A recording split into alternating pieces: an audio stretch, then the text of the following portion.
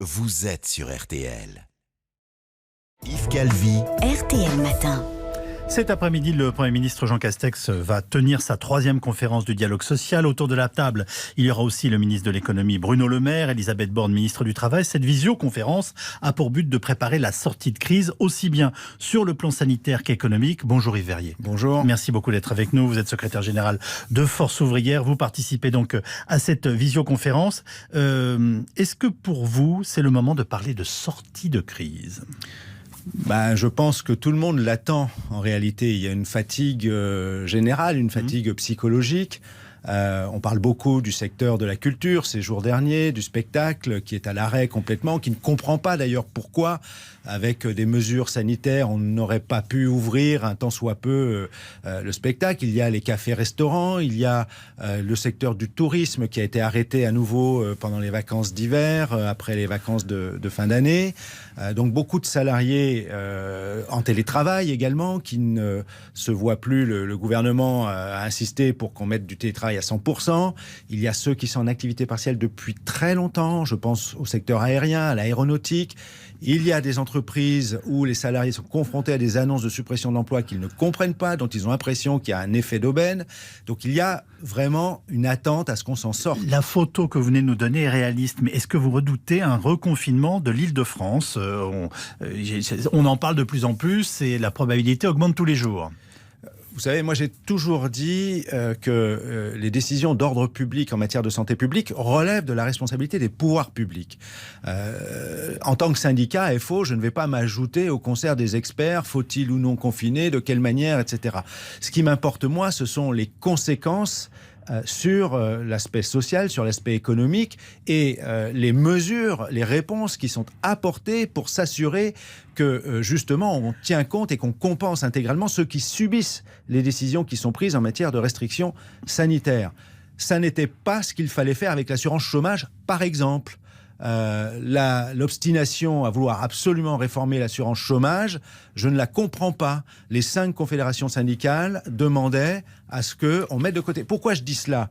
Parce que les salariés les plus précaires, ceux qui subissent justement les conséquences de cet arrêt de l'économie, vont être les plus pénalisés dès le mois de juillet. On a mis de côté tous les sujets qui fâchent pour cet après-midi, vous l'avez constaté, donc ça vous va. Oui, mais la décision vient d'être prise. Moi, je ne peux pas passer l'éponge. Moi, cet après-midi, je vais demander à nouveau au gouvernement qu'il renonce à mettre en œuvre les éléments de la réforme qu'il a prévu de mettre en œuvre dès le mois de juillet, qui vont affecter près de 800 000 demandeurs d'emploi. En quelques mots, pourquoi ? Quelle est votre motivation ? Là-dessus ? Oui.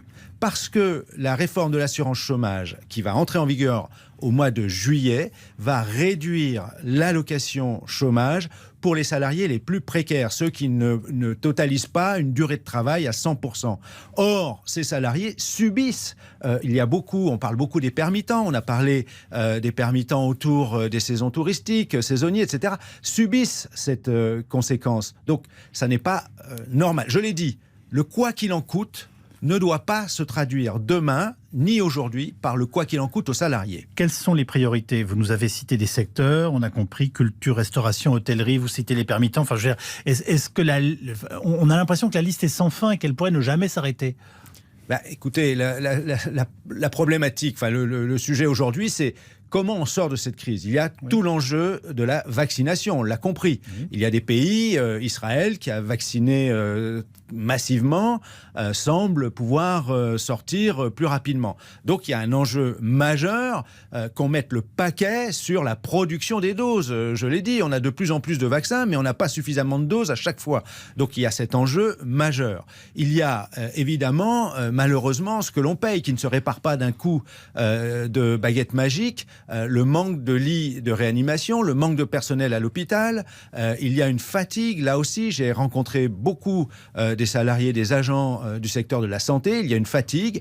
Il y a tous ces salariés de la 2e ligne. D'ailleurs, tiens, cet après-midi, puisqu'on était théoriquement aussi dans l'agenda social, oui. Moi, j'attends à ce que l'on mette au cœur de la reprise, de la relance, une revalorisation de tous ces métiers de la 2e ligne, de tous ces emplois de la 2e ligne. On parle d'une prime ? Une prime, ça n'est pas la réponse. C'est éventuellement une réponse immédiate, mais si c'est une prime Macron, c'est au bon vouloir des employeurs, et on sait que... Donc vous dites les primes, pourquoi pas, mais ce qu'il faut, c'est des augmentations de salaire, je vous ai bien compris. Il faut des mesures pérennes. Il ne faut pas que la prime se substitue à des augmentations pérennes. Nous avons parlé du SMIC, on a limité l'augmentation du SMIC. Beaucoup des salariés, d'ailleurs le gouvernement a fait faire un état des lieux de ce qu'on appelle les salariés de la deuxième ligne.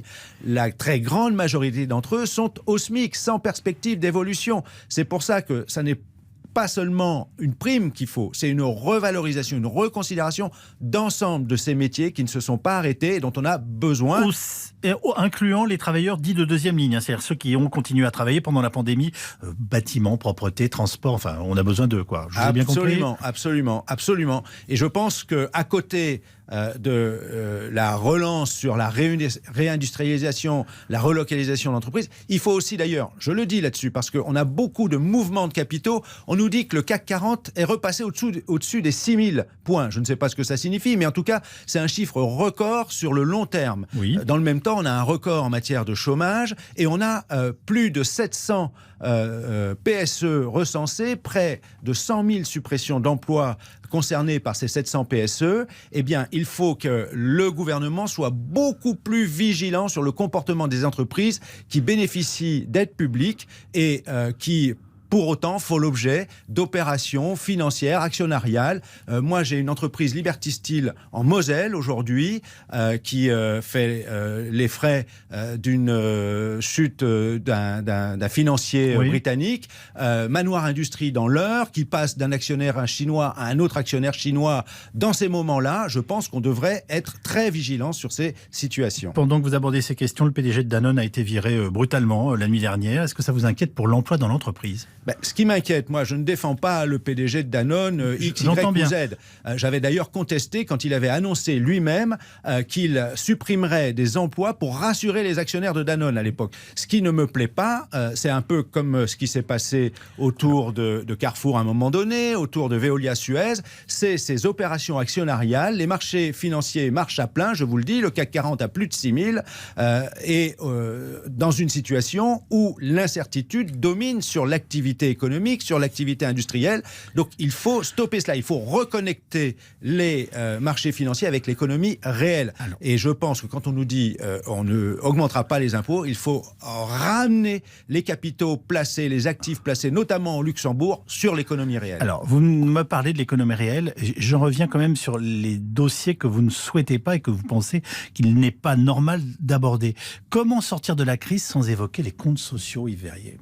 Mais les comptes sociaux, c'est la dette. Ça nous concerne tous. Oui, ça nous concerne tous. On va tous la payer d'une façon ou d'une autre, à un moment ou à un autre. Voilà. Est-ce qu'on peut ignorer ça dans une pareille conférence ? On a, d'une certaine manière, je ne sais pas si on peut le dire comme ça, la chance que cette crise touche tous les pays. Donc je pense que la question de la dette, elle doit être traitée de cette manière-là. On doit faire en sorte que nous n'ayons pas à faire payer la crise, la dette, aux populations, aux salariés. Et il faut que les pays s'accordent là-dessus. Il y a des inégalités qui se sont accrues, on le sait.